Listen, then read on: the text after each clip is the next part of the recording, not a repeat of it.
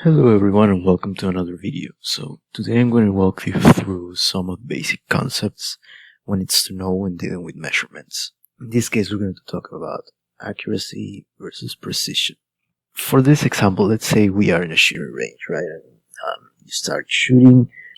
When you do so, one of the things that you're going to come across is the terms accuracy and precision.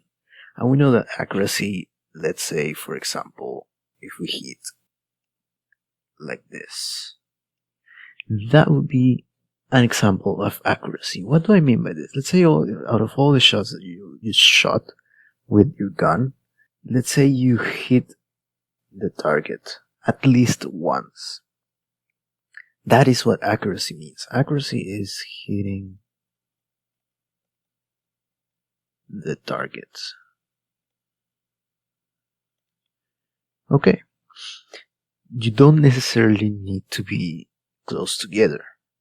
Whatever you're shooting doesn't need to be close together. If it hits the target once, it's accurate. Let's talk about precision. What is the difference then? Well, precision, if you're precise when you're shooting, you can have marks that look like this, for example. So they are very precise. That means they are very close together.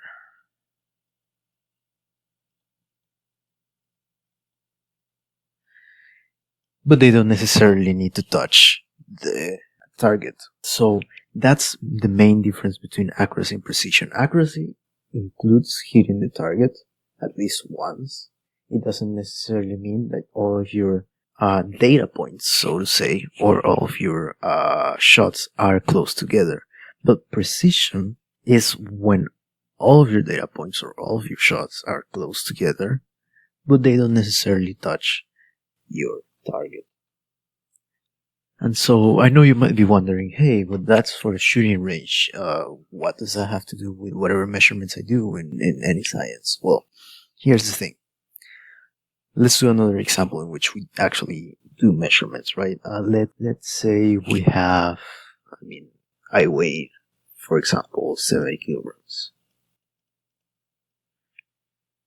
So that is going to be my target, right? Because I know I weighed exactly 70 kilograms target.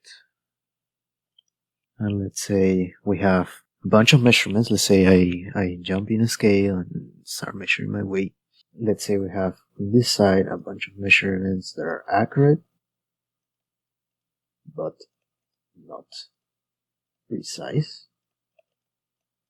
And on this side, measurements that are precise, but not accurate. How is that going to look like? Okay, let's say for example, whenever I jump in the scale, in this scale, I start and get, for example, something like this. 80 kilograms in the first time I jump in, then 40 kilograms, then 70 kilograms, then 32 kilograms, and so forth. Well, these are all dispersed, right? These are all over the place. That means since they are not close together, they are not precise.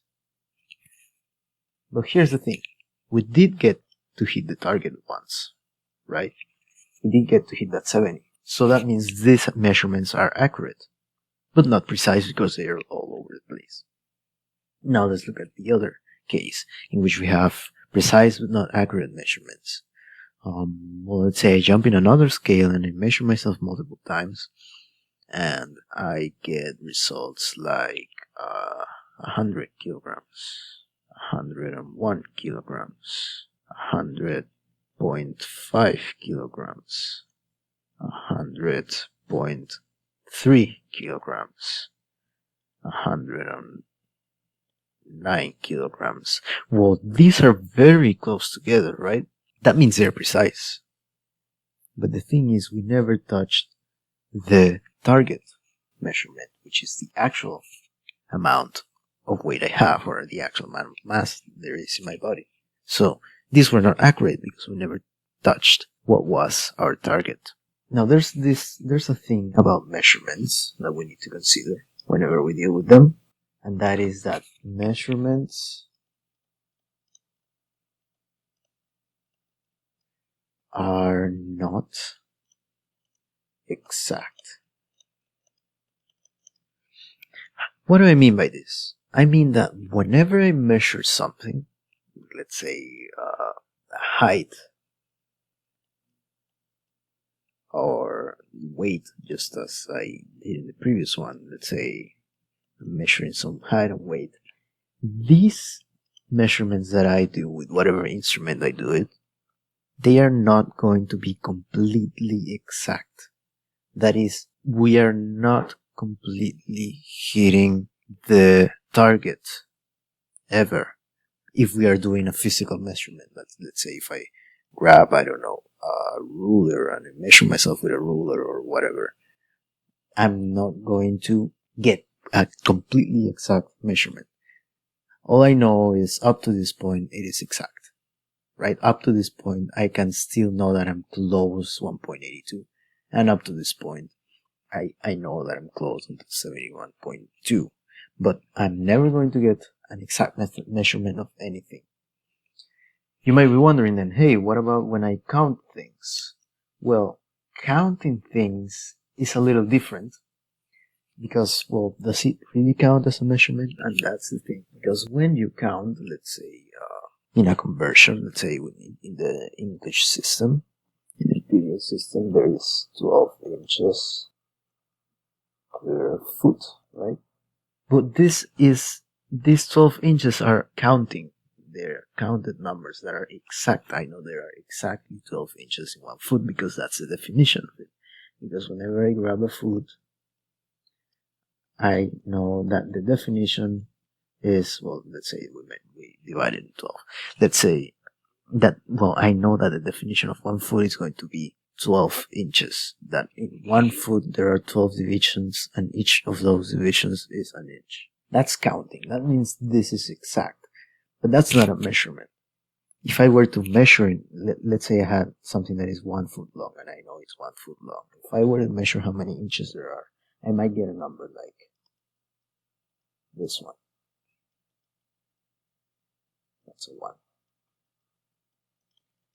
Now this right here, since it has a little bit of error in there, it has a little bit of decimal points, like it's really close to what the exact measurement is, but this is not the exact measurement because we have a little bit of error there. So this is a measurement, yes, not exact. And this is counting, and it's exact. Right? So that's the difference between measuring and counting. And whenever we deal with instruments, we always need to be conscious about things like these examples, let's say, right? Because if I know that I'm sort of going to be in the realms of this number, and I'm getting things that are far away but are really close to each other whenever I measure them, okay, well, they are precise, they're not hitting the target. This right here is an issue of calibration. Calibration issue. Right? I can fix this problem by just calibrating the instrument that I'm measuring with so that it actually hits the target. This right here, when your measurements are all over the place, even though they hit the target, this is an error of the instrument itself.